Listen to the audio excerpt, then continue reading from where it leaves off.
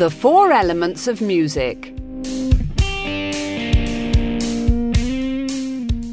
Everyone loves music, but have you ever thought how many elements there are in a piece of music? Well, let's take a look. Melody. This is the tune which we hear when we listen to a piece of music.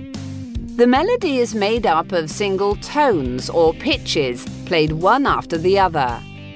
When we talk about the tone or pitch of a sound, we mean how high or low it is. Harmony. There are a lot of different notes and chords. Harmony is how they sound when they are played at the same time. Even if you don't know much about music, you'll know when a song isn't in harmony because it will sound terrible. Rhythm.